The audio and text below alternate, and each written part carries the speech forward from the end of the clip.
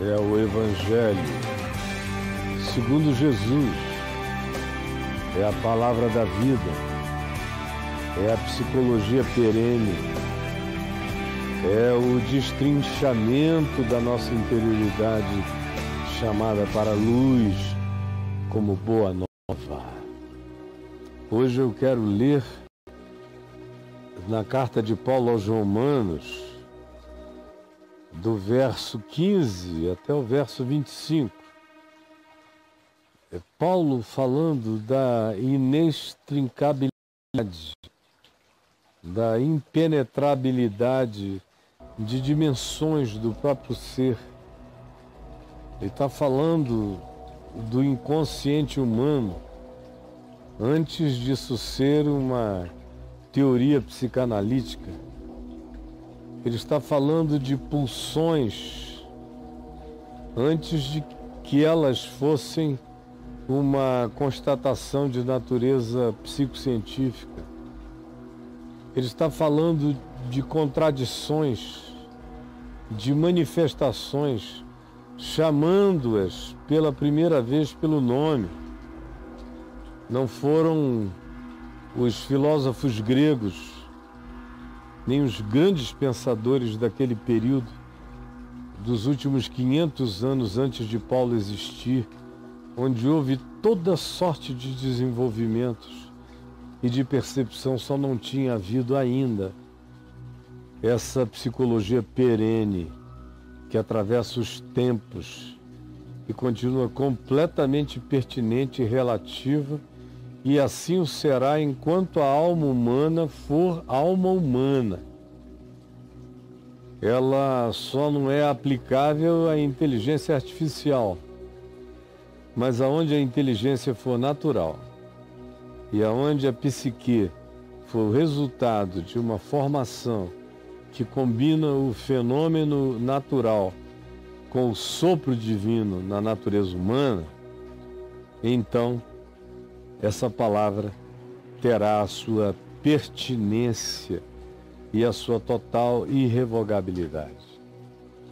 Nós já tínhamos lido nos Salmos aquele pedido do salmista que rogava a Deus que o absolvesse das suas culpas e dos seus pecados ocultos.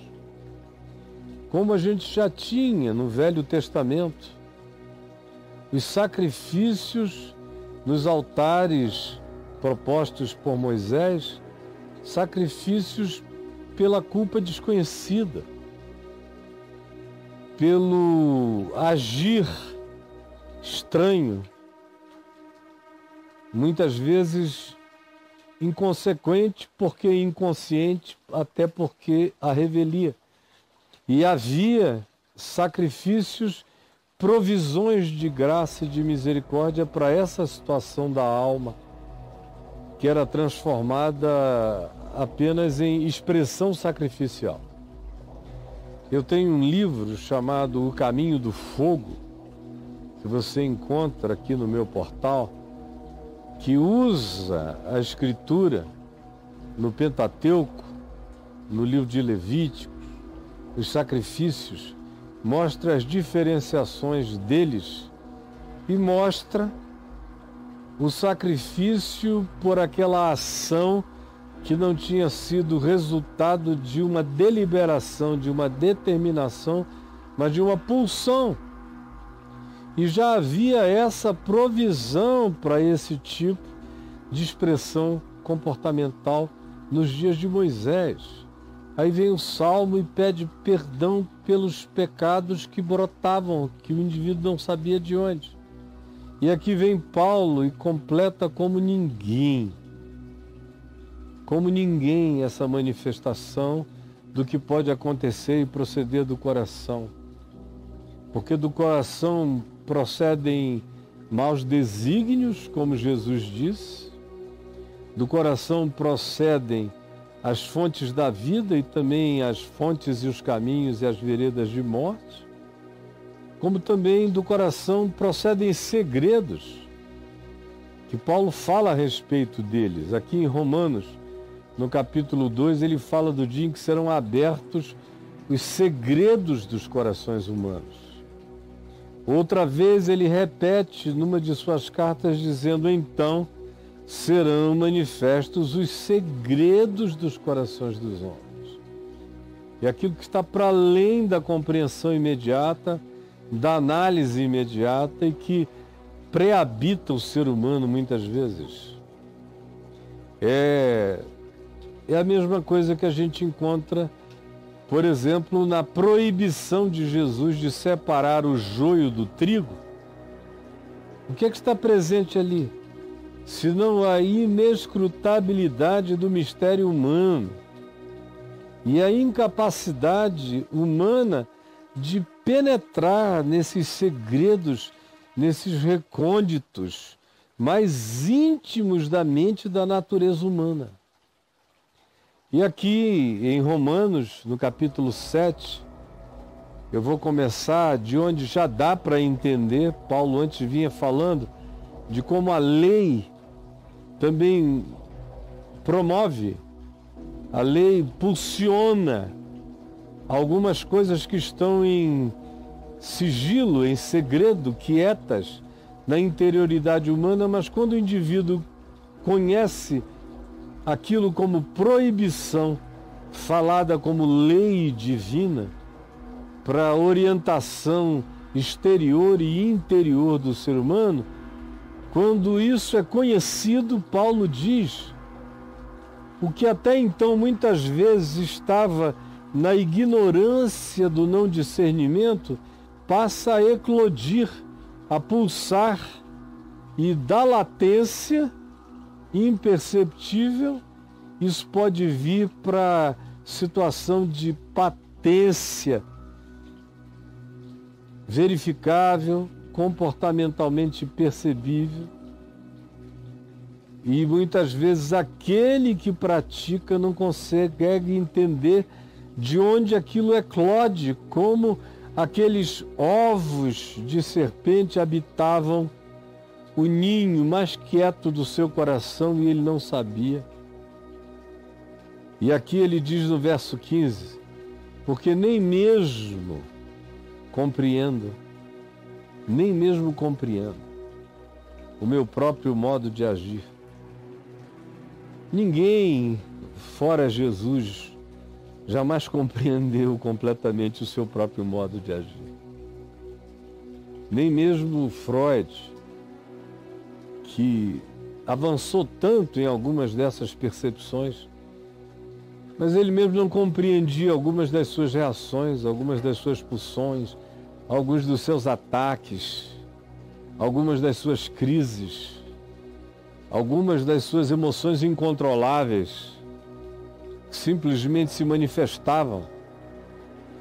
Ou como foi o caso de Jung, que é outro mestre dos mais avançados dessa percepção e dos mais originais, que também não compreendia a sua sombra quando ela brotava e buscava esse discernimento, às vezes encontrava, às vezes nem tanto.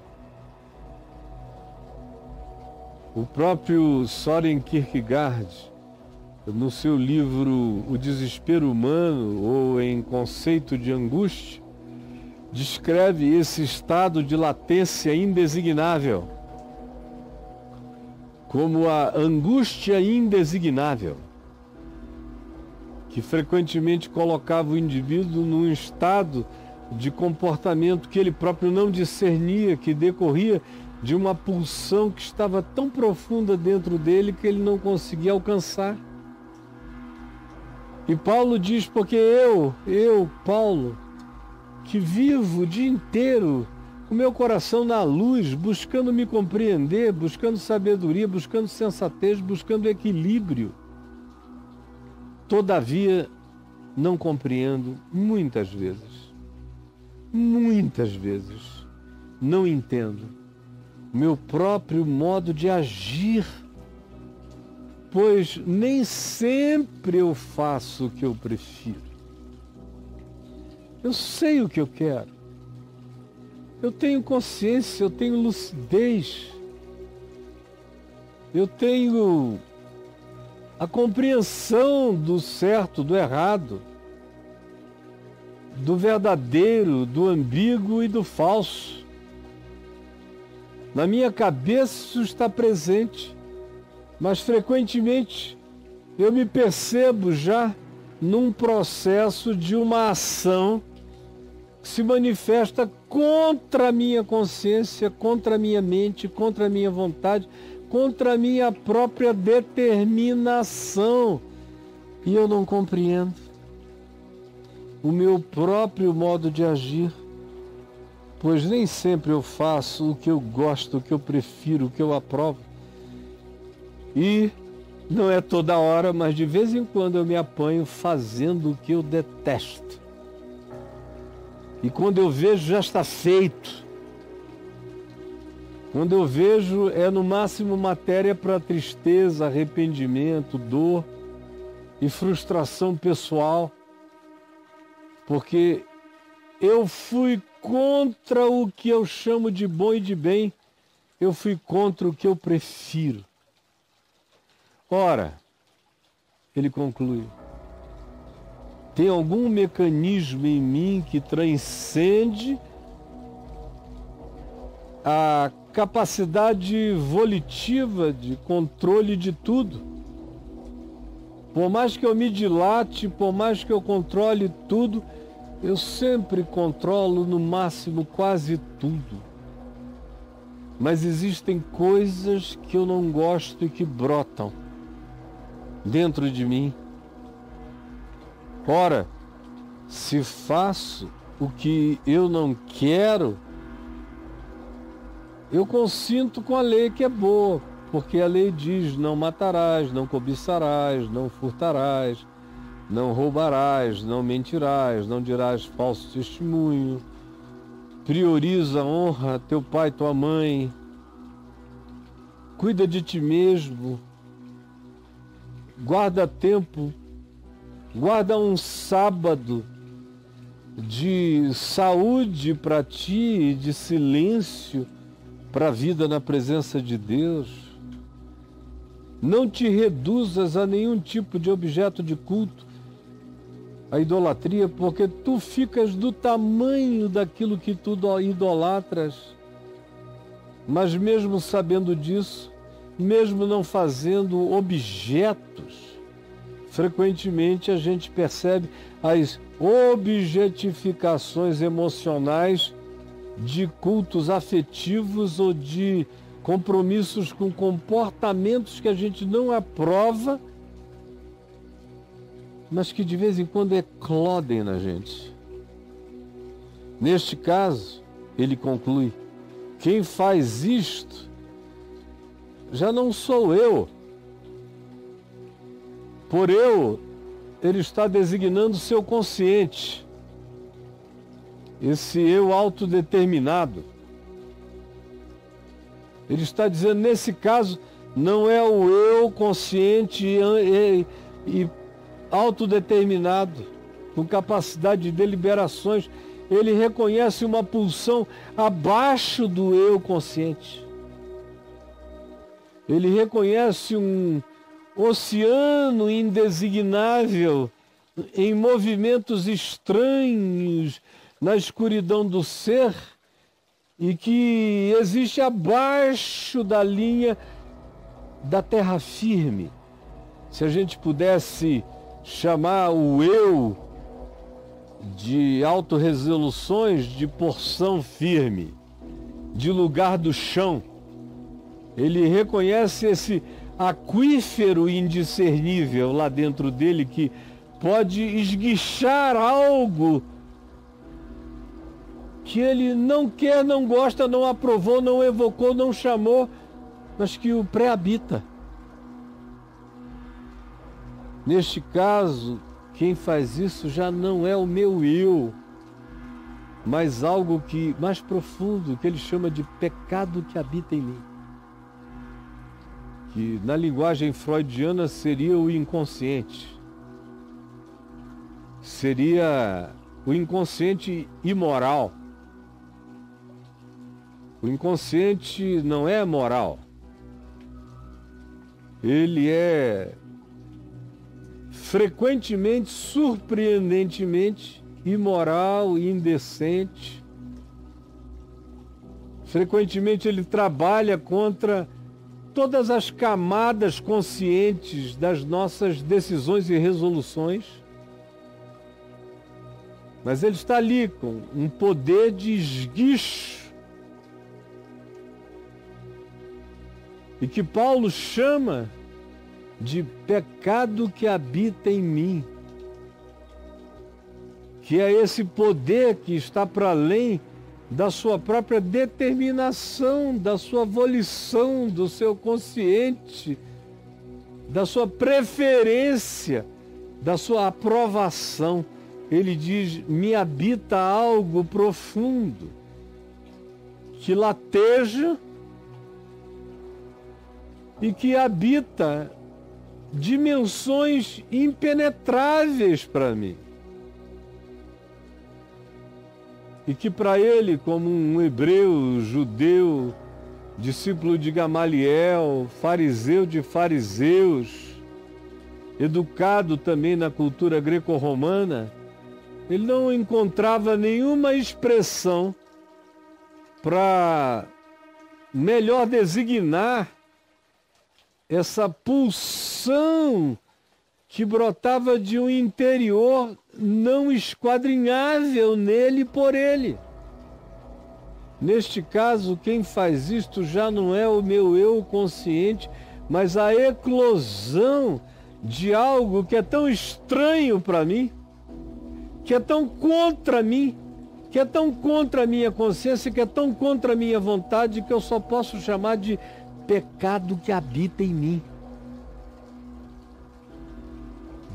Pecado, amartia, tortuosidade interior. Ele não está nem se referindo ao pecado deliberado, porque esse a gente pensa, imagina, conceitua, escolhe e pratica. Não. Ele está falando dessa coisa que nos é oculta, como o Salmo. Ele está falando daquele sacrifício lá do Velho Testamento, pelo pecado pulsional. E que ele diz, essa coisa me habita. E por melhor que eu me desenvolva, eu descubro, aqui, ali e além, que realidades que transcendem muito a minha vontade têm seus promptings, suas subtezas inesperadas. Quando eu vejo, elas brotaram na camada do meu comportamento e eu as enxergo como uma involuntariedade perversa que habita meu ser mais profundo. Porque eu sei que em mim, isto é, na minha fisicalidade, na minha corporalidade, na minha capacidade e no meu potencial mental, cerebral, neural, psíquico, espiritual, nesse componente que nenhuma ciência conseguiu até hoje destrinchar por inteiro, e nem conseguirá, porque há elementos nela que transcendem aquilo que científica, psiquiátrica ou neurologicamente se possa apalpar ou terapêutica e psicanaliticamente se possa completamente compreender. Eu sei que eu não sei o que me habita. Porque com a minha mente eu concordo com o que é bom, mas em mim existem pulsões estranhas, acumulações que só Deus sabe de onde vêm e que não raramente chegam à superfície da minha consciência como algo que me fere, porque é contra o que eu aprovo. Pois afinal, o que eu posso apenas dizer é que o querer o bem, querer fazer o que é bom, o que é certo. Eu sei o que é certo. Eu queria fazer o bem, eu quero fazer o bem. Isso está em mim. No meu eu superior, existe essa consciência, essa escolha. Eu quero isso. Mas não está em mim, muitas vezes, o poder de efetuar, de tornar efetivo o tempo todo, 100% do tempo, aquilo que eu aprovo. Porque eu não faço o bem que eu prefiro o tempo todo. Mas me encontro de vez em quando com o mal que eu não quero. E o encontro como prática, ação. Quando eu percebo, eu estendi a mão. Nem sempre o meu estender de mão é deliberado. Às vezes, quando eu vejo, já está estendida a mão. Ou já há um processo em ação. Ou já houve uma declaração que eu não consigo mais recolher. Ou já houve uma explosão emocional que quando eu vi já tinha se consumado. E que brotou de mim. Mas se eu faço o que eu não quero, sou eu que faço porque o meu eu consciente tem que assumir a responsabilidade por quem eu sou. Até no meu inconsciente. Não dá para eu camuflar as manifestações do meu inconsciente colocando a culpa no pecado que habita em mim. O meu eu que delibera, que sabe, que escolhe, continua a ser responsável mesmo quando eu identifico em mim a prática do fazer o que eu não quero e o que eu não gosto. Eu continuo a ser responsável, inclusive por aquilo que eu não compreendo e que se manifesta como pulsão ou compulsão, que se manifesta contra a deliberação lúcida das minhas escolhas. No entanto, se eu faço o que não quero, já não sou eu, esse eu consciente, quem o faz, e sim o inconsciente, aqui designado como pecado que habita em mim.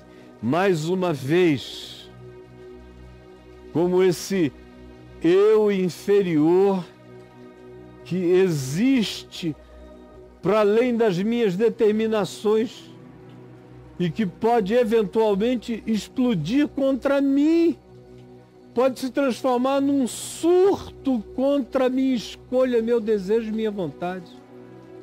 Então, sendo isto assim, ao querer fazer o bem, e é o que eu quero,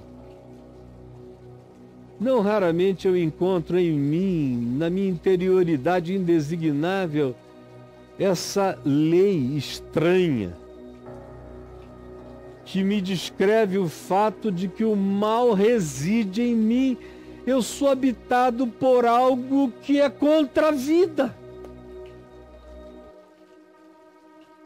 que é contra a luz,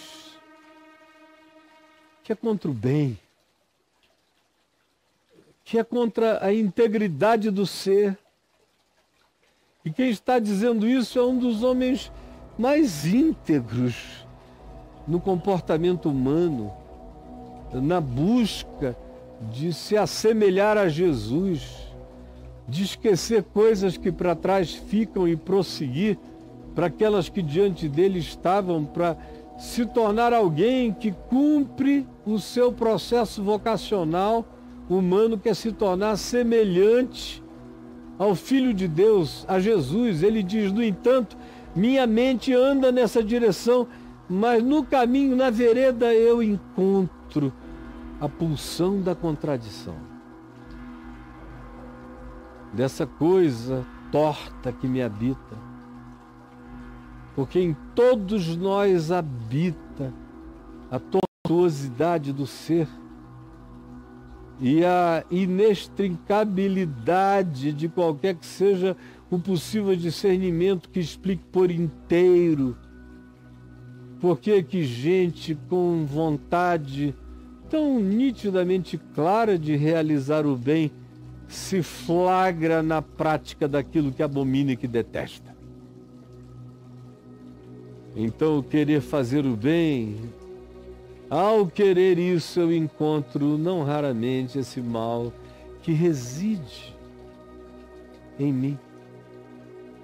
Porque no tocante ao meu ser interior,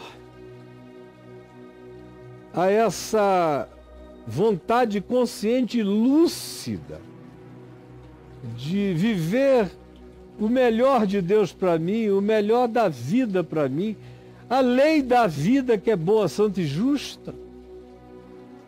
Ao querer isto, eu descubro que no meu homem interior, eu de fato, inegavelmente, tenho prazer em Deus. Tenho prazer na lei da vida. Mas, paradoxalmente, ambivalentemente, vejo na minha corporalidade, vejo na manifestação desse mamífero, vejo nesse ser que veio das árvores da floresta, da predatoriedade, da guerra, da sobrevivência, da animalidade mais indizível que me prehabita, vejo a manifestação disso ainda hoje.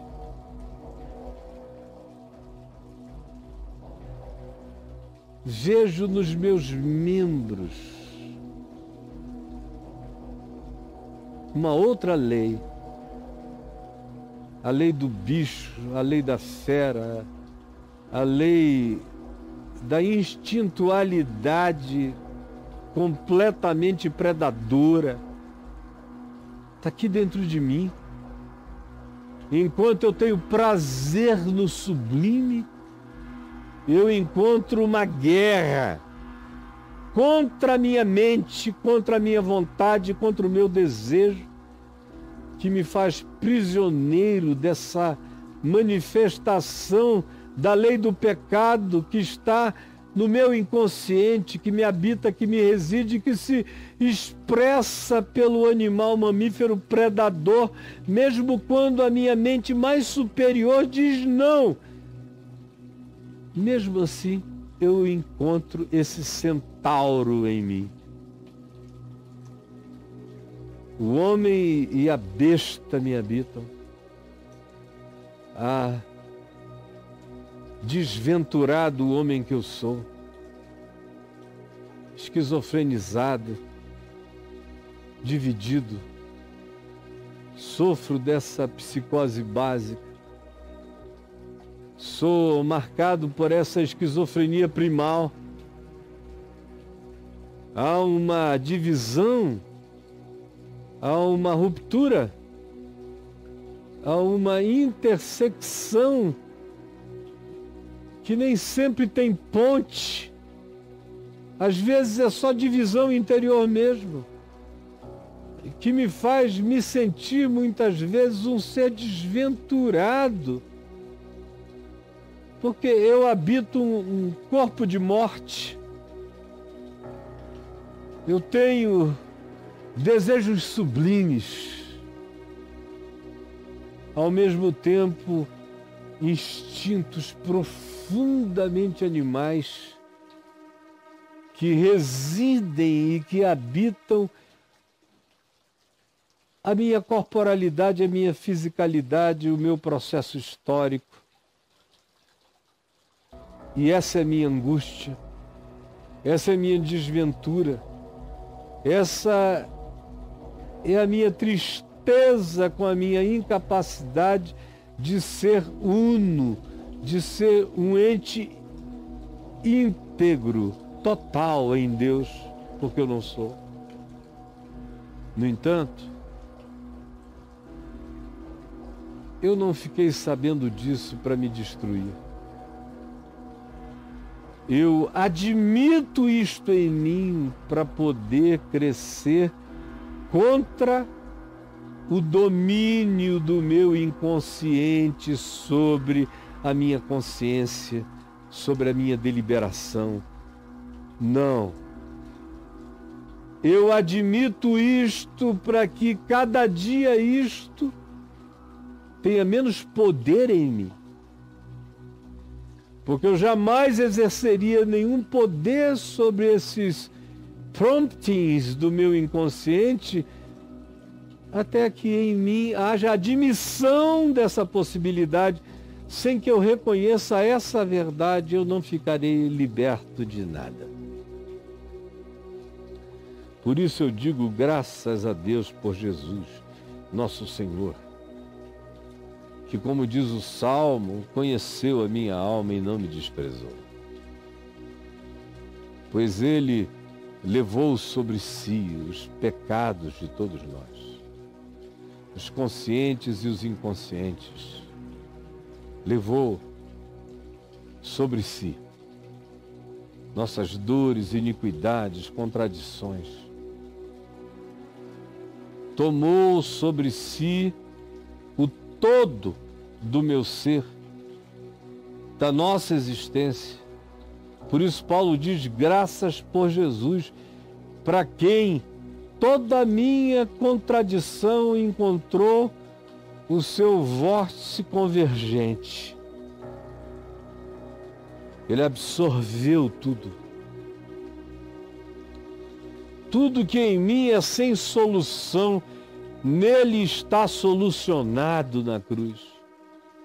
Graças a Deus por Jesus Cristo, nosso Senhor, de maneira que eu, de mim mesmo, com a minha mente,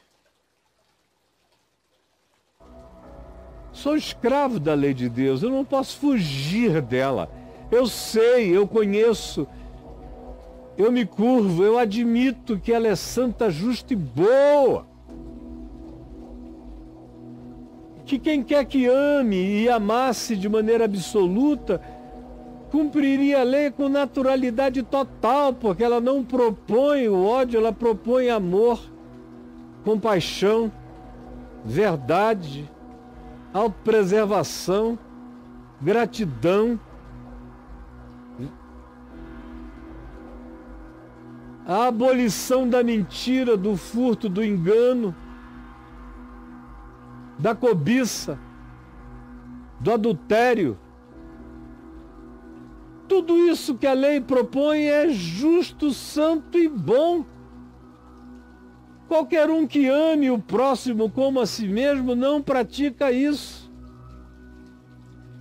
E toda vez que eu pratico isso ou qualquer outras coisas, como até mesmo a cobiça aqui descrita, que é o mais subjetivo de todos os mandamentos, toda vez que eu pratico, eu estou com a minha mente concordando que a lei é boa, mas que existe uma maldade dentro de mim, que luta contra aquilo que eu chamo de lei da vida. E assim mesmo, suicida e perversamente, eu me insurjo contra ela.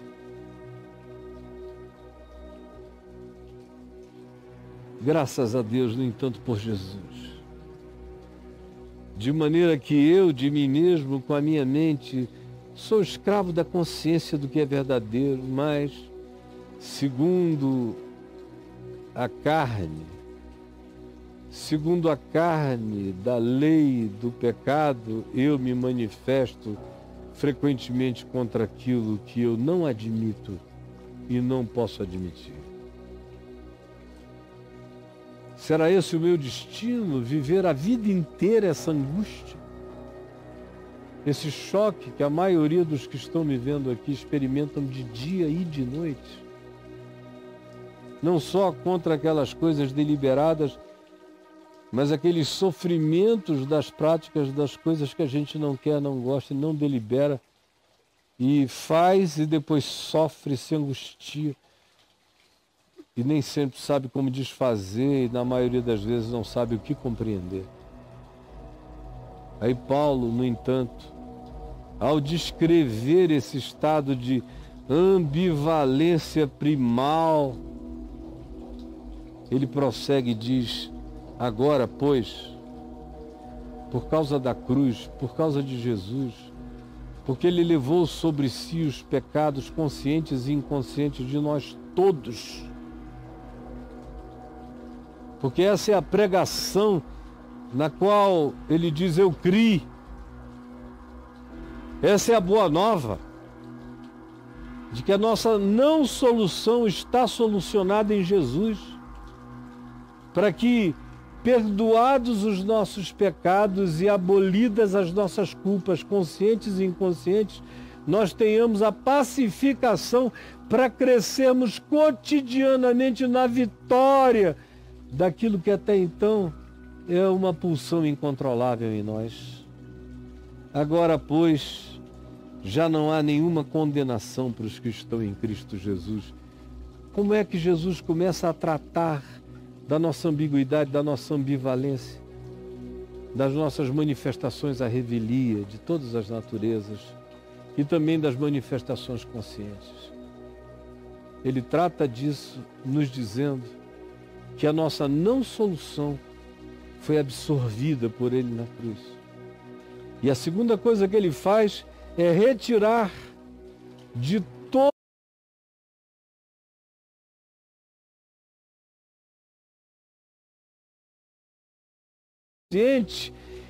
ele tira a condenação da culpa lúcida e deliberada, tanto quanto ele tira a condenação e a culpa da pulsão não compreendida. Eu sou perdoado e estou perdoado em Cristo daquilo que eu delibero fazer, acerca do que me arrependo, mudo de mente, volto atrás e corrijo o meu caminho, tanto quanto sou perdoado em Cristo das coisas que não foram evocadas por mim, mas que se manifestam contra aquilo que eu aprovo, como expressão amoral e imoral do meu inconsciente, que aqui é chamado de pecado que reside em mim. Agora, pois, já não há mais nenhuma condenação para os que estão em Cristo Jesus, porque Jesus viveu consciente e inconscientemente a vida de um humano sadio. A única mente sadia é a mente de Cristo, para a qual eu sou chamado a absorvê-la e viver nela e andar segundo ele andou, mas eu não conseguirei jamais por mim mesmo, a menos que eu reconheça essa minha esquizofrenia primal, a menos que eu reconheça que a minha não solução foi vivida e solucionada por Jesus, e a menos que eu reconheça que o fato de que ele viveu a saúde humana e a integridade humana e a harmonia humana por inteiro, que ele é o homem dos homens, aquele em quem o Pai tem todo prazer, ele é a melodia do universo, em coerência absoluta, e eu reconheça que ele, sendo isso, levou sobre si o que em mim é insuportável e em você também, e removeu o peso da condenação. Já não há condenação. Eu sou quem eu sou. Não necessariamente eu já melhorei em tudo, mas eu não tenho condenação nenhuma pesando sobre mim. Eu estou absolvido E a maravilha é essa. É só quando você se sabe totalmente absolvido, sem condenação, tetelestai, está pago, está consumado, não tem mais culpa. O escrito de dívida que havia contra nós e que constava de mandamentos quebrados o tempo todo, tudo isso foi removido inteiramente, encravado na cruz. E todo o processo acusatório foi rasgado de modo que sem condenação, sem a culpa da condenação, as pulsões incontroláveis do meu ser começam a diminuir. E o poder lúcido do meu consciente, que escolhe todo dia a lei da vida, o Evangelho em Cristo, vai apaziguando esse oceano angustioso do meu inconsciente, que é tanto mais angustioso quanto mais culpado seja, quanto mais introjete a culpa sem cura. Mas em Cristo Jesus ele retira a culpa lúcida e a culpa inconsciente, perdoa o ser consciente arrependido e perdoa o ente profundo inconsciente que nem se compreende, mas que agora, não importando o que dele ecloda, já eclode perdoado. E quando esse perdão é crido e absorvido, paradoxalmente isso não produz um libertino, não produz um ser entregue à maldade, ao contrário.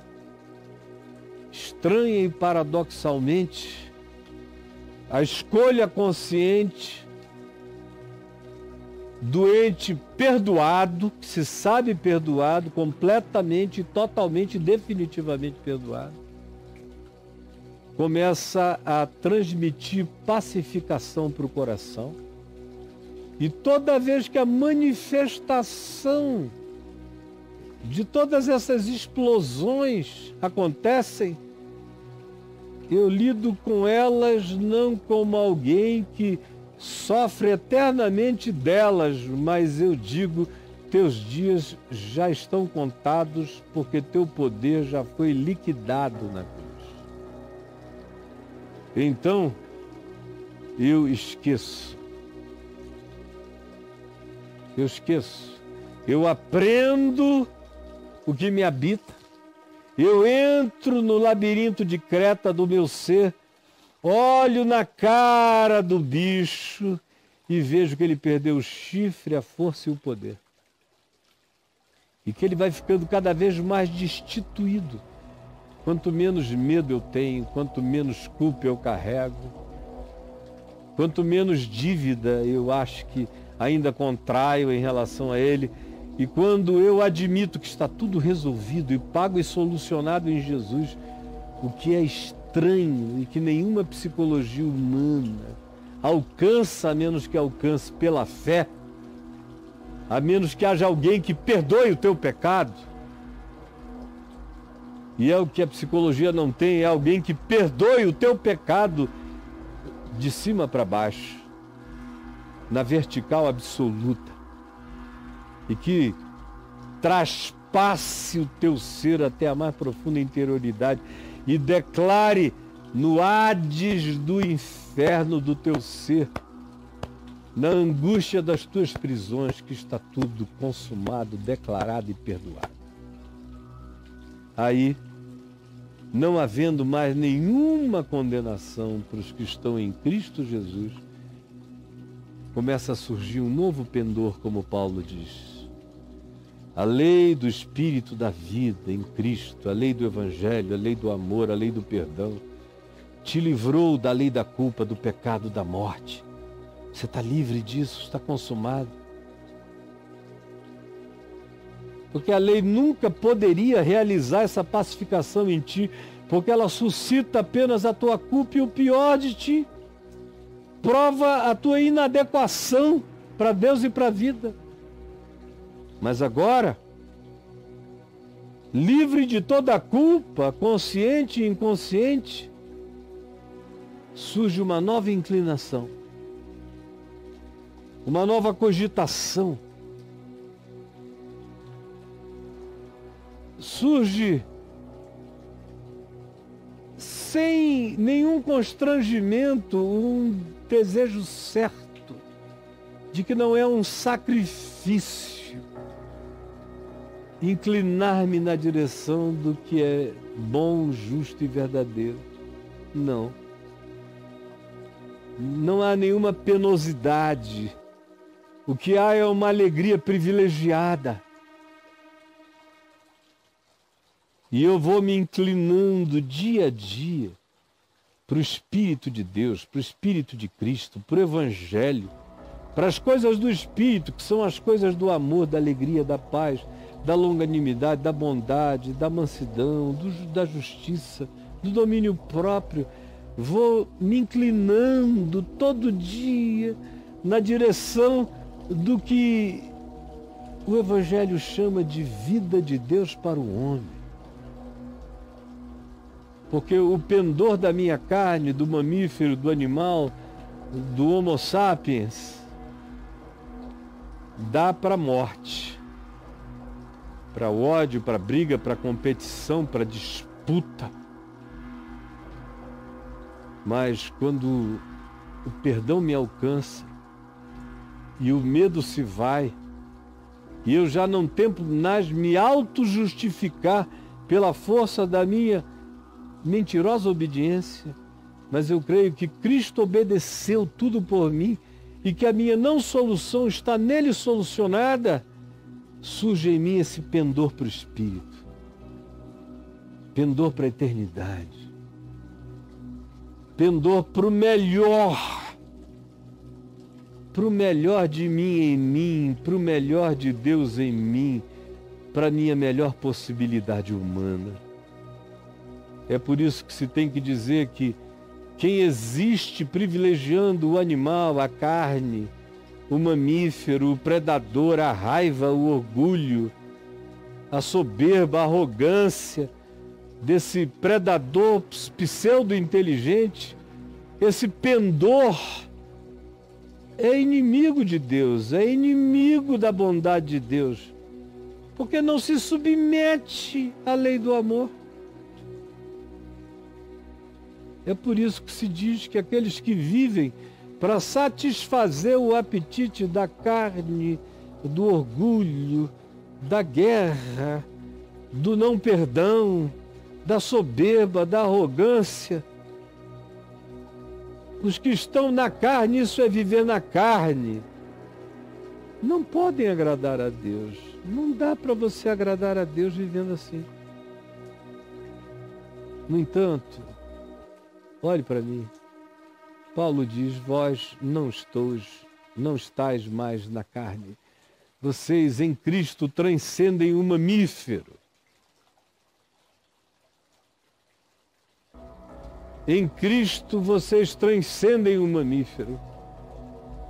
Vós, porém, não estáis na carne, mas sim no Espírito de Cristo, nas escolhas da vida eterna, nas escolhas do homem absoluto, que é Cristo Jesus, o Filho do homem.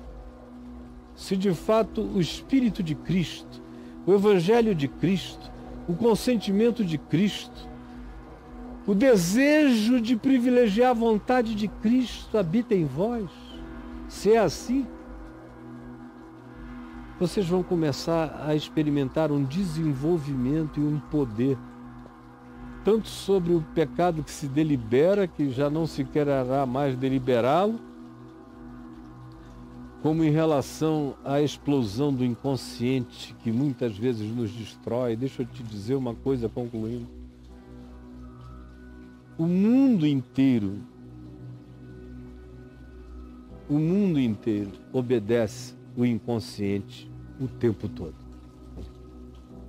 Até aquelas que a gente pensa que são as nossas decisões mais conscientes, não são. Você coloca uma lógica funcional para explicar sua decisão supostamente consciente, mas que foi provocada a partir do pecado que te habita. A inveja, a raiva, o orgulho, a cobiça, a ingratidão,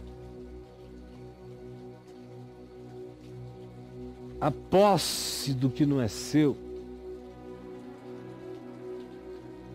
o roubo, o furto, o falso testemunho, as fake news, as fofocas que brotam, que destroem o mundo, que acabam com existências, que provocam guerras. São palavras ditas com aparente funcionalidade e lógica política, por exemplo, mas faladas por um ente torpe, que está exercendo aquele poder sobre uma impotência enorme, às vezes sexual, fragilidade conjugal, certeza de menos inteligência do que os seus serviçais, vontade de se impor, orgulho maldito, perverso, vaidade maligna. E tudo isso é a propulsão para a qual se arranjam justificações, pseudo-funcionalidades, mas o mundo inteiro jaz no maligno, porque o mundo jaz na pulsão da morte. Em Cristo, todavia, eu não estou absolutamente curado disso, mas dia a dia pendo numa diversão infinitamente melhor e superior, porque eu não tenho mais culpa, não tenho condenação, não há mais nenhum pecado de juízo sobre mim, eu sou perdoado, estou livre, não tenho que lidar com a culpa. Quanto mais eu brigo com a culpa, mais o pecado cresce em mim. Quanto mais a culpa é abolida, o pecado perde o argumento e a graça de Deus se desenvolve em mim, provocando um pendor para a vida e que vai crescer, crescer, crescer, crescer, até o dia em que eu tome posse definitiva da minha vocação. Tá, olha bem para minha cara. A minha vocação é ser Jesus. A minha vocação é ser glorificado, cristificado em Deus, eternamente. Esse é o desenvolvimento crescente da minha salvação. E não se esqueça que a palavra salvação no Novo Testamento é equivalente à palavra saúde. Saúde, saúde humana, saúde mental, saúde de caráter, saúde emocional. Quanto mais essa graça vai se desenvolvendo, mais chance de que eu experimente saúde, e a saúde dá o fruto do amor. Não é de braços fortes, capacidade de QI, nem tampouco de soluções funcionais. Todas essas coisas que são boas e são parte da nossa saúde orgânica não valem nada se eu não for habitado pela saúde do amor, da compaixão, da misericórdia, da fidelidade, da verdade, da alegria e do domínio próprio. Coisas contra as quais não há lei. Senhor Jesus, ativa essa consciência em nós. Ativa essa consciência em nós. É o que eu te imploro agora. A tua palavra não podia ter sido mais nítida. Essa é a psicologia perene e eterna. Aplica essa percepção, essa consciência, essa revelação e ativa essa compreensão como prática do bem e como pacificação na fé. É o que eu te peço. Em teu nome, Jesus. Amém.